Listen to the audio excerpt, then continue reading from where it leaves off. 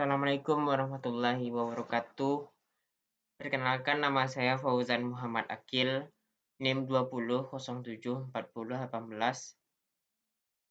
Prodi D3 Teknik Otomotif. Kali ini saya mau menjelaskan tentang ujian akhir semester kemudi rem dan suspensi saya.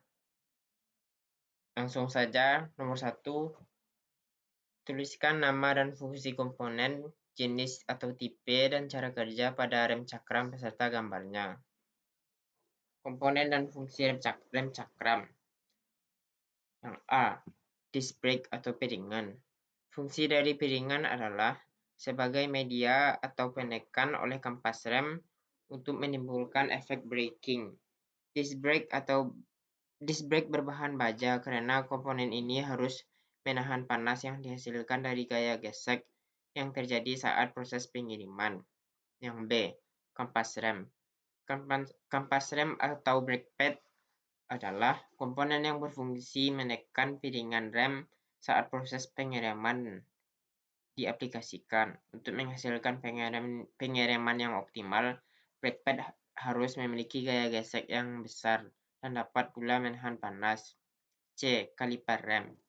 Kaliper rem adalah komponen yang akan mengubah tekanan fluida menjadi gerakan mekanis yang menekan brake pad. Singkatnya, tekanan hidrolik yang masuk ke kaliper akan diubah menjadi gerakan mekanis untuk menjepit brake pad. Brake kaliper memiliki dua jenis. Yang D, pedal atau tuas rem. Pedal atau tuas rem adalah komponen yang berfungsi sebagai media untuk mengaktifkan sistem rem. Pedal rem bekerja dengan prinsip tuas sederhana, di mana ketika tuas atau pedal yang memiliki lengan yang lebih panjang, maka akan lebih mudah untuk menekan benda gaya yang lebih besar. Yang E, master silinder. Master silinder akan mengubah gerakan mekanis pedal rem menjadi tekanan hidrolis.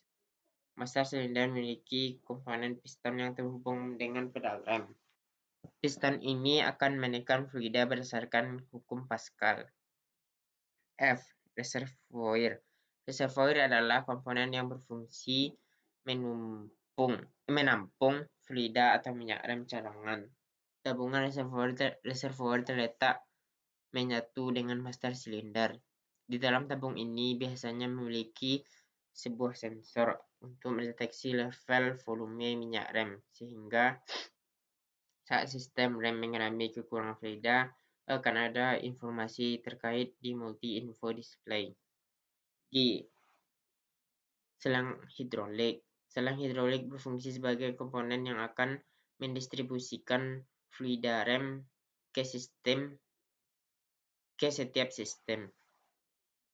Tekanan di dalam sistem rem beragam, sehingga selang ini juga harus dapat menahan tekanan yang beragam itu. Umumnya selang hidrolis terbuat dari baja dengan harapan tidak terjadi kebocoran fluida pada sistem rem. Booster rem. Booster rem berfungsi sebagai asis yang akan meringankan penekanan pedal rem tanpa mengurangi daya pengereman. Booster rem akan melipat gandakan energi pengereman yang akan diaplikasikan oleh pengguna. Booster rem dibuat dari membran yang terhubung dengan intake manifold. Saat terdapat kevakuman di intake manifold, membran yang terhubung dengan master silinder akan menarik pedal rem, namun tidak sampai melakukan pengereman. Saat pengemudi menginjak pedal rem, rasanya akan sangat ringan karena sudah dibantu dengan tarikan booster rem. Pada mesin diesel umumnya menggunakan pompa vakum karena kevakuman di intake manifold diesel kurang signifikan. Jenis rem berdasarkan kaliper. Yang pertama, tipe fix kaliper. Sesuai dengan namanya, rem cakram tipe fix kaliper mengacu pada cakram dengan kaliper tetap atau fix. Disebut kaliper tetap karena posisinya tidak akan berubah saat bekerja, baik saat melakukan pengereman maupun tidak bebas. Pada struktur fix kaliper terdapat dua buah piston yang bergerak berlawanan satu sama lain. Setiap piston memiliki saluran hidrolik yang terhubung ke konektor saluran masuk hidrolik atau nipple inlet hidrolik. Dengan begitu, saat rem diinjak, kedua piston akan terjepit.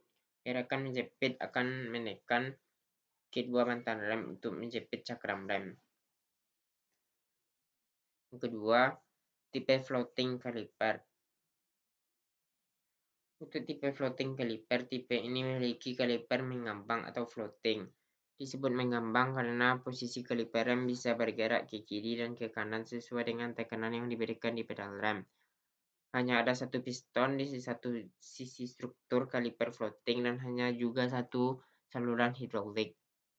Namun posisi pin kaliper tidak dibuat ke kaliper rem. Dengan begini, kaliper bisa bergerak bebas ke kiri dan ke kanan. Jenis sistem rem berdasarkan jumlah piston. Yang pertama, tipe single piston atau piston tunggal. Pada tipe single piston, hanya terdapat satu piston pada sisi kaliper. Hal ini bisa mengurangi ukuran kaliper, tapi juga bisa mengurangi luas penampang lapisan rem. Oleh karena itu, gaya pengereman mungkin tidak seimbang. Namun, untuk mobil dengan diameter roda kecil di bawah 15 inci, tipe piston tunggal banyak digunakan karena kipas rem tidak terlalu lebar dan ringan, serta tidak menggunakan tenaga pengereman yang tinggi. Yang kedua, tipe double piston atau piston ganda. Tipe double piston memiliki dua piston satu sisi kaliper. Tipe ini banyak digunakan pada mobil dengan diameter lebih besar, ring 17 inci, karena lebar mantan rem lebih lebar, maka membutuhkan penekanan yang lebih lebar daripada piston rem. Alhasil gaya pengereman lebih pekam. Jenis tipe rem cakram. Yang pertama, rem cakram mekanis. Rem cakram mekanis adalah sistem pengereman yang menggunakan kabel untuk menghubungi energi dari tuas rem ke kaliper. Tipe ini digunakan untuk sepeda karena desainnya simpel dan sangat hemat. Sementara itu, pada kendaraan bermotor, karena gaya pengereman jauh lebih kecil, jenis mekanis tidak disarankan. Oleh karena itu, kurang aman digunakan pada kendaraan berkecepatan tinggi. Rem cakram hidrolis. Rem hidrolik adalah sistem pengereman yang menggunakan cairan untuk mentransfer tenaga dari tuas ke kaliper rem. Rem hidrolik bekerja dengan menggunakan hukum Pascal. Keuntungan dari rem hidrolik ini adalah sangat efektif dalam mentransmisikan tenaga. Dengan cara ini, tenaga yang diterapkan ke tuas rem dapat disalurkan sepenuhnya ke kaliper rem tanpa kehilangan tenaga. Dengan cara ini, kemampuan pengereman akan lebih baik. Itulah sebabnya hampir semua mobil dan sepeda motor menggunakan rem cakram hidrolik. Cara kerja rem cakram. Yang pertama, rem akan bekerja karena posisi kita injak pedal. Injakan tersebut, piston pada haste rem akan tertekan dan terdorong ke depan. Yang kedua, dari itu akan terjadi tekanan pada minyak rem yang diteruskan lewat selang rem ke piston yang mengakibatkan kapas rem terdorong, sehingga kapas rem akan mencengkram piringan cakram. Yang ketiga, dari situ akan terjadi pengereman sehingga memperlambat laju motor. Yang keempat, setelah itu melepaskan pedal rem akan menyebabkan adanya peregangan sehingga tidak ada gesekan antara kampas dan piringan rem. Berikut adalah gambar rem cakram pada mobil. Nomor 2. Tuliskan prinsip kerja, nama dan fungsi komponen serta cara kerja pada booster rem dan servo udara.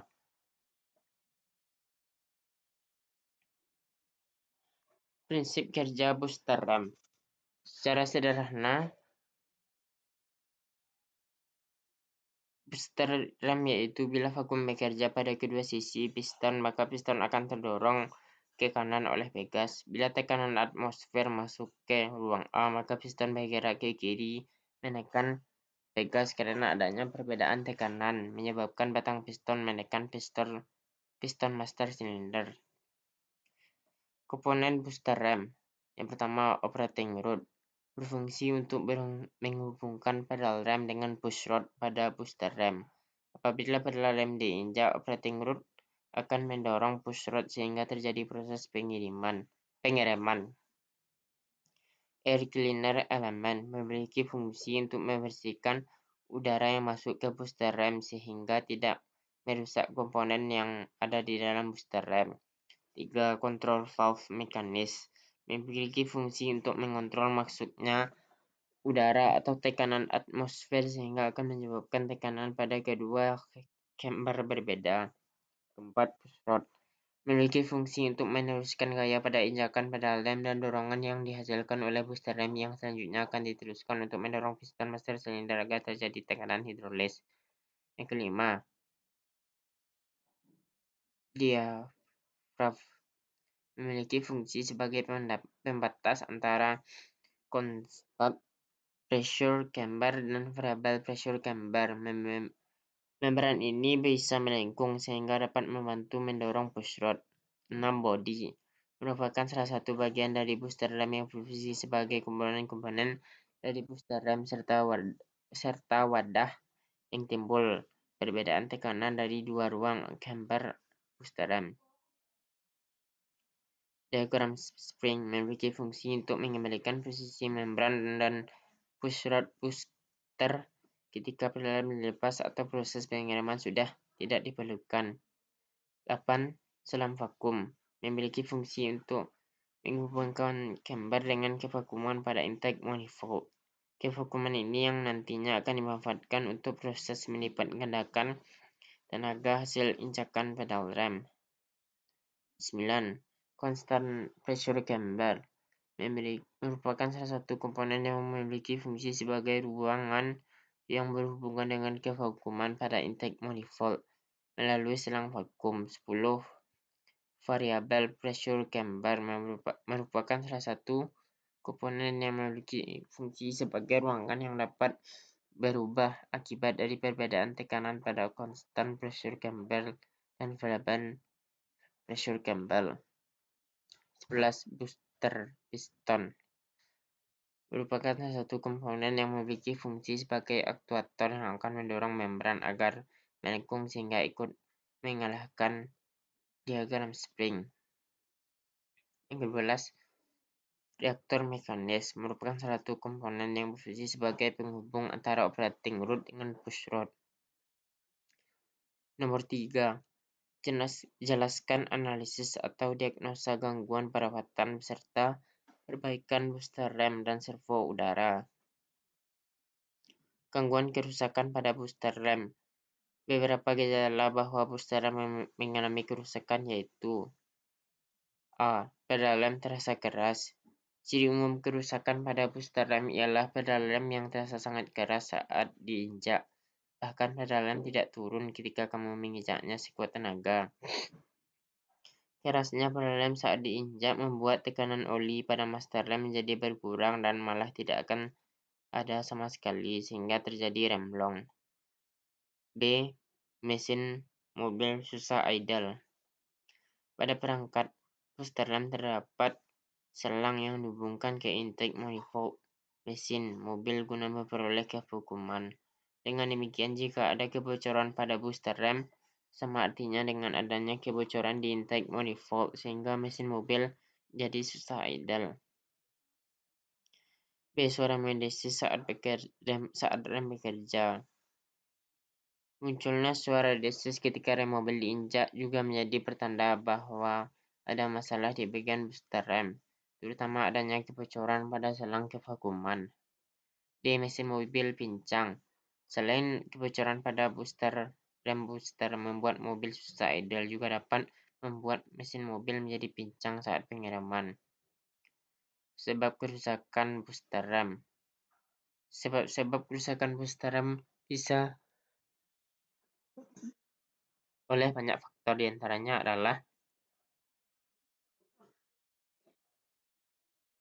ada kebocoran pada selang vakum, kerusakan pada bagian membran karet atau diafragma yang ada di dalam booster RAM, termasuk seal yang ada.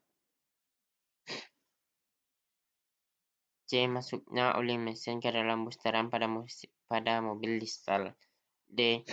Pompa kevakuman rusak, khusus pada mobil bermesin diesel. Biasanya pompa kevakuman ini letaknya menjadi satu dengan alternator atau dinamo ampar.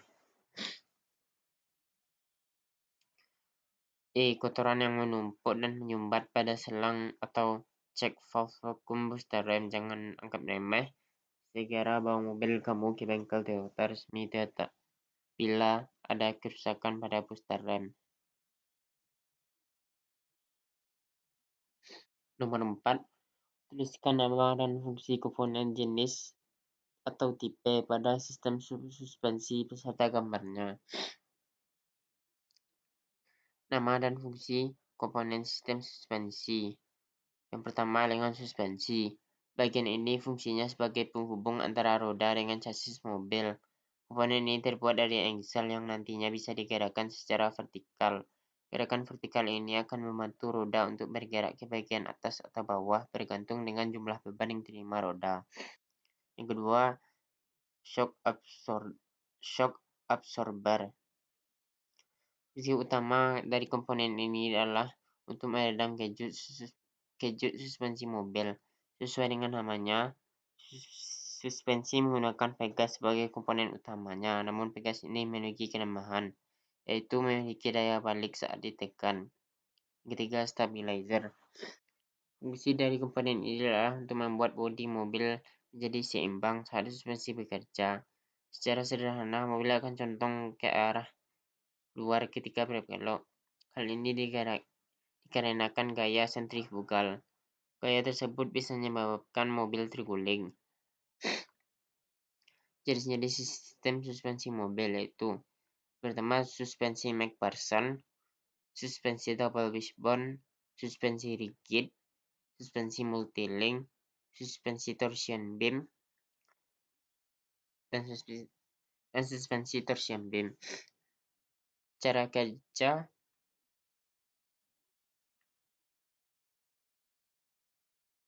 kerja sistem suspensi pada mobil. Cara kerja sistem ini yaitu sebagai komponen penghubung roda dan bodi kendaraan. Komponen ini memiliki kekuatan elastis yang membuat bodi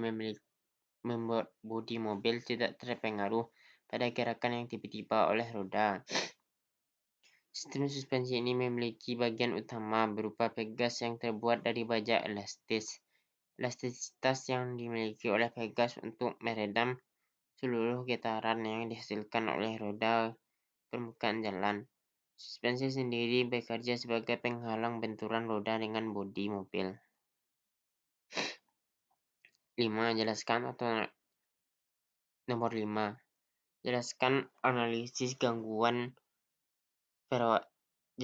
analisis atau diagnosa gangguan perawatan beserta perbaikan pada sistem suspensi.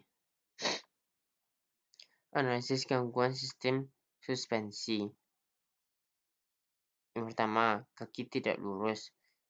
Seringnya suspensi menghantam lubang, apalagi jika mobil dibawa dalam keadaan kencang, lambat laut, berpotensi membuat kaki-kaki tidak lurus. Hal ini selain membuat menyetir terasa tak nyaman, juga membuat ban cepat aus. Rutinlah spuring dan balancing tiap 20.000 km atau saat mobil terasa mencong atau bergetar di jalan lurus. Yang kedua, oli shock breaker bocor. Shock breaker dialiri oleh oli untuk membantu komponen ini menahan serta menyerap guncangan jalan. Oli shock breaker kerap bocor jika mobil sering dibawa ugagalan saat menghantam lubang.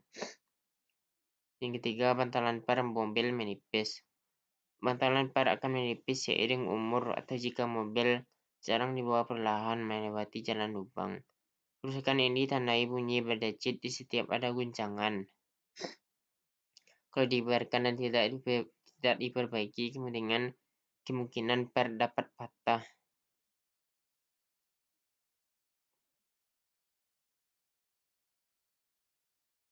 Yang kelima, ball joint rusak.